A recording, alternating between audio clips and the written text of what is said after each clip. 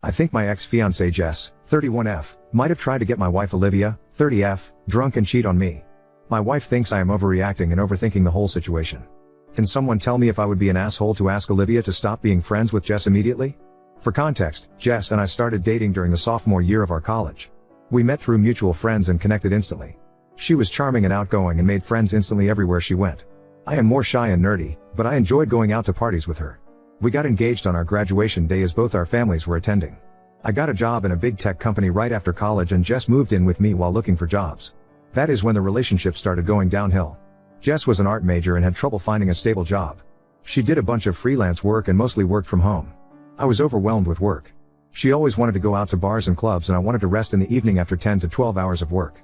I was okay with her going out with friends alone, and I would sometimes tag along on the weekend. It bothered me that she was still in her party girl phase. She complained that I was becoming boring and should enjoy my early 20s before we settled down. I was also not happy with the friends she hung out with, as there was a lot of drinking and drug use. Even when I went out with her friends, she would be extremely flirty with guys in her friends group. Her excuse was always that she gets flirty when she is drunk or she was just joking. I had enough and decided to call off the engagement after 2 years as we were just different people at that point. The breakup was messy and she kept trying to get back with me for almost a year. There were some incidences where Jess may not have acted in her best judgment, and I blocked her from all my social media. I did not want to deal with the drama and wanted to move on. I also got a transfer to another town around that time and never heard from Jess again. This is when I started dating my wife, Olivia. My wife was the exact opposite of Jess. She was very soft-spoken and a homebody like me. She knew I was engaged before. We dated for 3 years and happily married for 2 years now.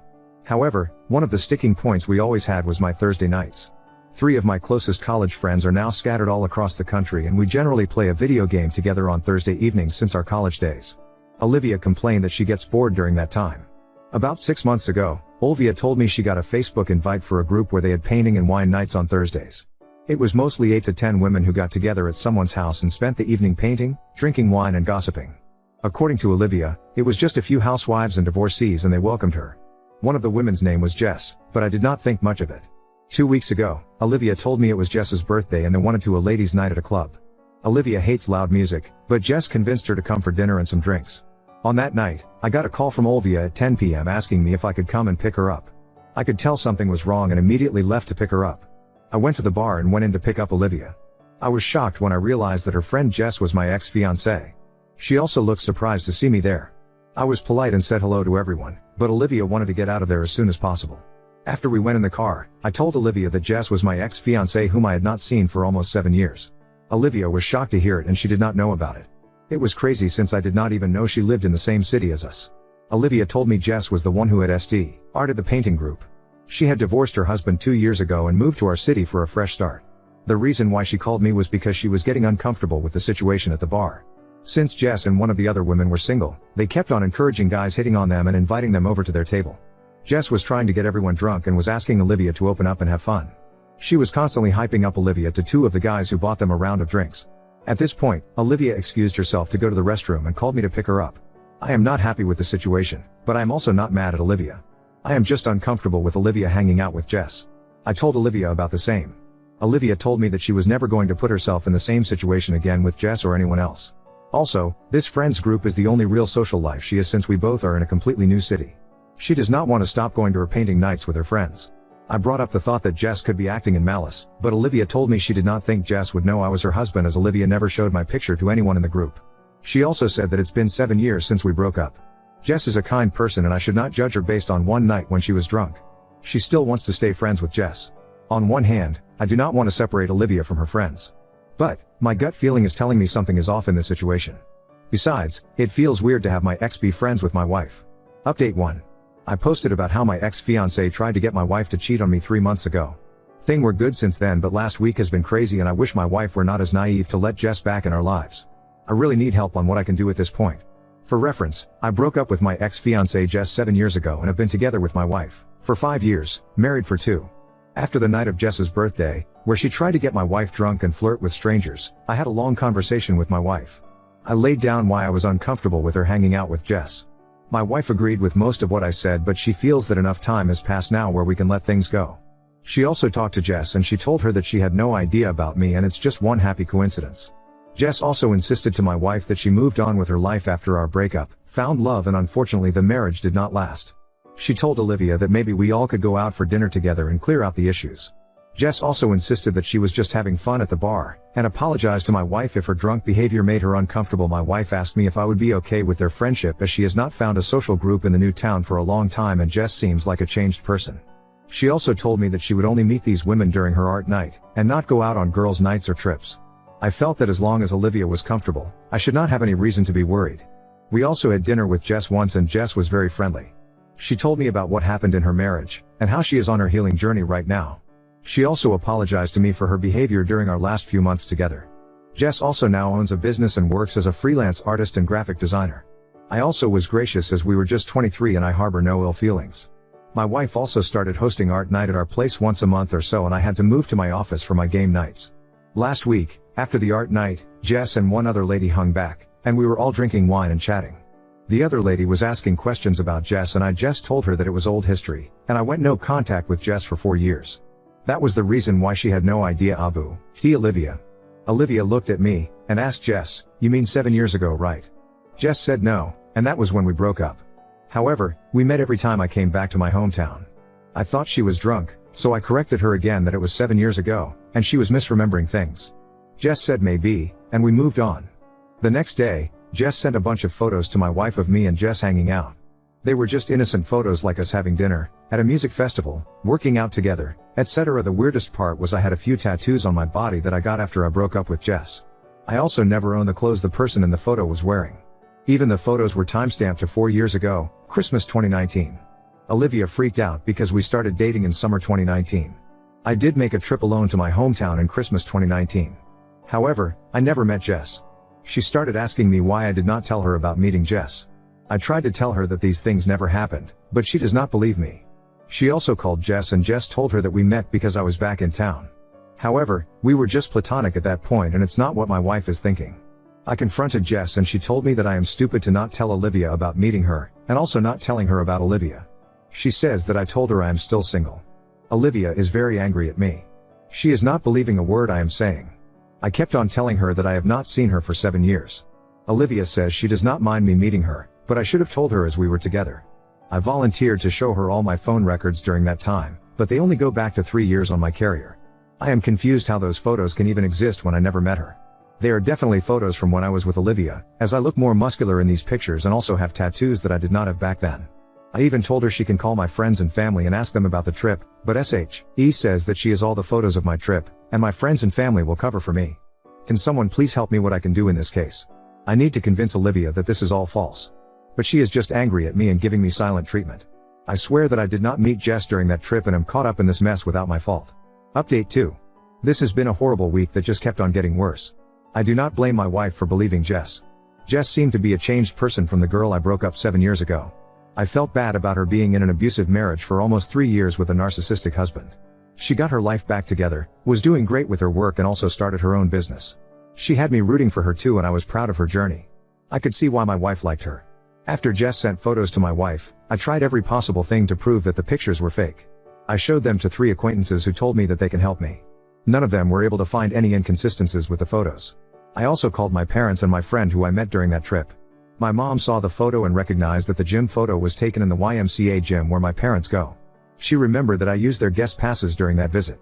My friend also identified the park where the music festival photo was taken. He confirmed that we had gone there during my visit for a Christmas tree lighting ceremony. Things were just getting really confusing as how photos exist between Jess and I at these venues. Jess on the other hand was comforting my wife, telling she did not imply anything when she sent her the photos. She said that she was married at that time, and we just ran into each other a couple of times during that visit. Jess was telling my wife to not overthink the photos and I must have forgotten that we ran into each other. What calmed my wife down a bit was my mom talking to her and telling her that in no RLD would I hang out with Jess after all the stuff that happened during our breakup. Things got really messy and there was a reason why she was blocked across everything. My wife agreed with her and told me to just let it go. However, it was just a horrible feeling as I did not have any real proof that this was fake, and I was just waiting for the other shoe to drop any time. I finally caught a huge break last night. My wife decided to not go to her painting night with Jess and friends yesterday and told me she just wants to be left alone and wants to read. I wanted to sit with her, but she told me to go and play with my friends as she wanted to be alone. During our gaming session, I told my 3 closest friends what happened and how there are photos of me and Jess at locations that I actually visited during that trip. The session turned into them bashing Jess, old stories, and how manipulative she is. After our gaming session was over, my friend Jim called me on phone and told me he wanted to talk about something important about Jess. He asked me if I was alone, as he did not want Olivia to listen in. I told him I need to go to a different room. I put my phone on speaker and went in our bedroom where Olivia was sitting and prompted her to stay quiet. Jim told me that he has been in contact with Jess for 3 years ago. He said that she was still married but was planning to leave her husband. They knew each other because Jess was my GF all through college. The initial conversations were just catching up and Jess complaining about her husband. He told me Jess inquired about me a few times as she had learned I got engaged to Olivia around that time. He said that they have been talking for a while now.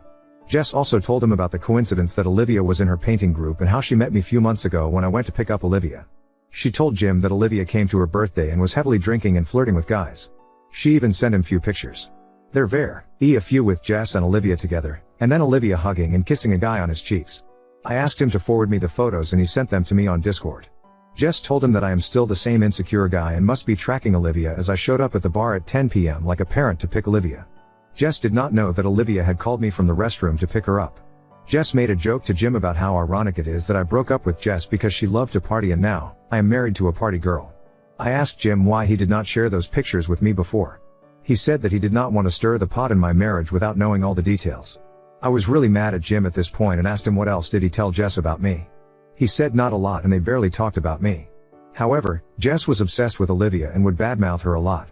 So, Jim might have told her a bit about Olivia like what she does, where she works, etc. I asked Jim did he ever tell Jess about our game nights, and he said he has and how Olivia complains about being bored. I told Jim to not tell Jess about our conversation. Jim asked me if I not tell anyone that he and Jess are in contact. He said that his wife might get the wrong idea and he just wanted to reach out because things seemed to get really weird in my life. Olivia was listening to everything and staring in disbelief at the photos that Jim shared. As soon as I hung up the phone, she started explaining to me that these were the same guys that Jess called to their table and were buying them drinks. However, she never even stood next to them, let alone hug or kiss them. She also pointed out that her Apple Watch in the photo was on her wrong wrist. She was also spooked out that Jess knew about her for almost 3 years, and there was no way she did not recognize her when she joined the painting group. Olivia was also pissed at Jim for talking to Jess and backstabbing me for so many years. She pointed out the fact that Jim was missing for one day when he and his family visited us last year. Jim was gone for the entire day and came home late at night because he had to work from his office in our city. 15 minutes after our conversation, Jess messaged my wife and told her that they missed her at the painting night, and she will see her next week. Her level of deceit really gave us chills and Olivia was really worried. Olivia wants to go no contact with Jess, but I am worried that it may not be enough. I also still don't know how Jess knows about what I did when I visited my parents in 2019 and all the locations I went to. I also don't know who else Jess is talking to and sending Olivia's fake photos to show her in bad light. It's really unnerving and I am just thinking about how I should confront Jess and make sure she never bothers us again. Now on to the next story. Wife's hyperbolic reactions to our children's minor injuries lead to attention-seeking behaviors and now I'm caught in the middle. My 28F, wife, 26F, Sophia takes every scratch our daughters, 7 and 5, get extremely seriously. Every bruise, every scraped knee, every cut is an emergency to her. And because they're emergencies to her, they become emergencies to the girls. Not only does this mean it's hard to tell when an injury is actually dangerous, did she twist her ankle, or break it? Is her arm bruised, or fractured? But the kids are responding badly to any hurt they feel now. At the mere sight of blood the 7 starts wailing like she's been stabbed.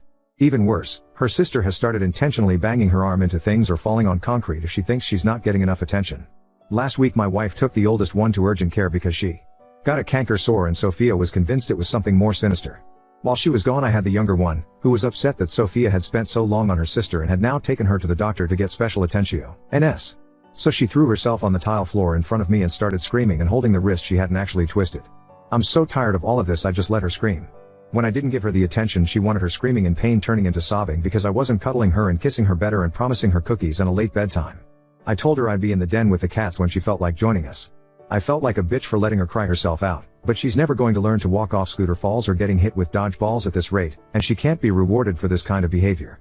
It's just not healthy. Eventually she ran out of tears and came to sit with us and I let her have a watered down soda. Well, when Sophia got back with the older kid, who now had the same numbing gel we already had in the cabinet and $200 urgent care bill, our younger daughter told her what happened and now she's furious at me for ignoring something that could have been serious. I told her she's the one making mountains out of molehills and feeding into the actual dangerous behavior. We've been fighting about it all week and the kids have only been acting up more as a result. I'm so tired of this. Maybe my appendix will bust and I can spend a few nights in the hospital away from this insanity. Update 1. This is not Munchausen's by proxy.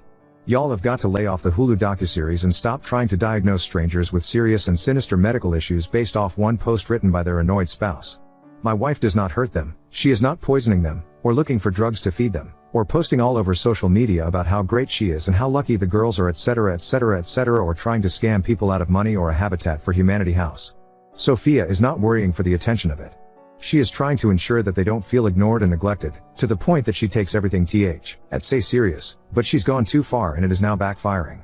The few people who pointed out that the younger's behavior of faking injuries or actually giving herself a bruise could develop into something more serious are correct, however, which is a concern that I also have. 2. Attention. The girls get attention. They get plenty of attention from both of us. They are not being neglected to the point that they need to injure themselves as a cry for help. For one thing, my older daughter doesn't do that. She is just genuinely convinced that bruises could be internal bleeding and any bump on the head could be a concussion.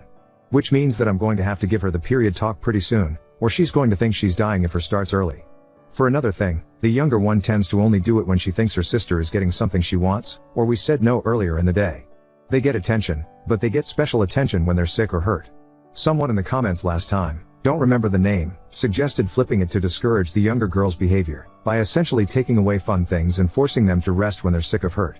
A few other people suggest pain charts of some variety, or first aid classes. Those might help with the older one and Sophia herself.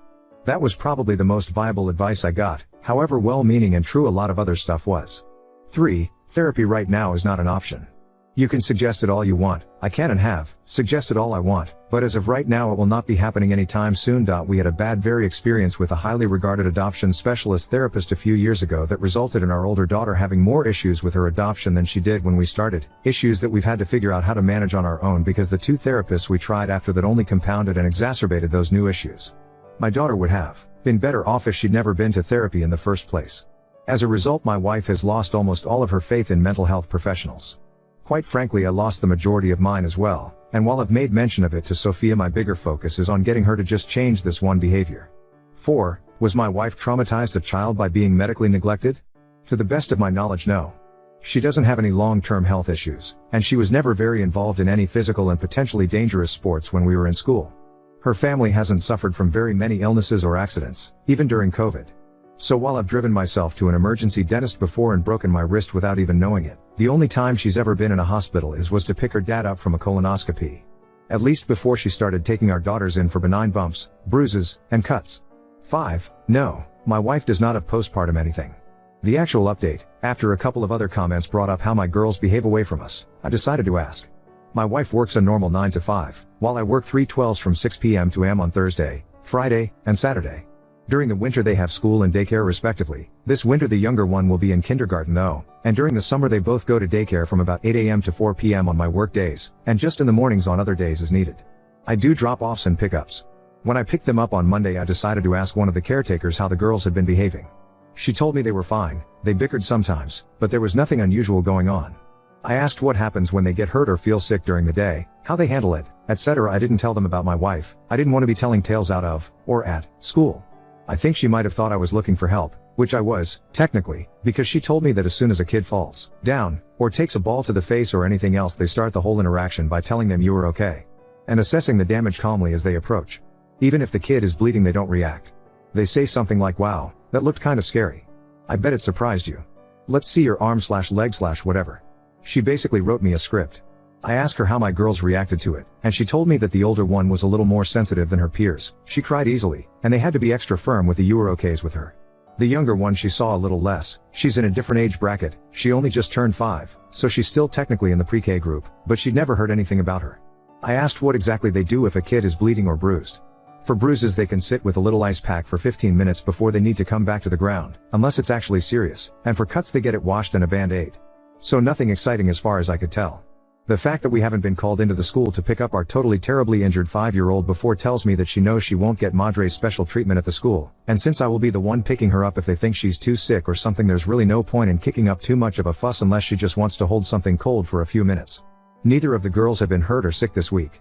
We stopped arguing, because I frankly do not have the energy to do so constantly. I'll look into the pain chart and first aid classes and bring up boring damage mitigation soon, once we've both had time to calm down. Oop, Also, I am not a man. Oop, I'm going to put this here, since apparently it needs to be said. I am aware that saying it's okay or you are okay the way the daycare workers do is a good idea. This is what I have been trying to implement for a long time. Even if a child is genuinely hurt, adults need to remain calm to keep the child calm. If an adult is upset, then the already upset kid will become more upset, and if that kid isn't upset then they will be when they see their parents freaking out. I am not looking for excitement. I genuinely have no idea how you read my post and got that impression. None. If I'm playing checkers, you've started a game of chess. I am trying to end the excitement. When I said nothing exciting in my post, it was not because I don't want to implement something boring, it's because I do. I very much want my kids being hurt to stop being exciting or rewarding. That is the entire point of everything here. Of a week of arguing, of every other argument before this one. There was no one working up my older daughter. The younger one wasn't getting rewarded. If anything, being hurt at daycare got her essentially a timeout with an ice pack, or rubbing alcohol and a pat on the back.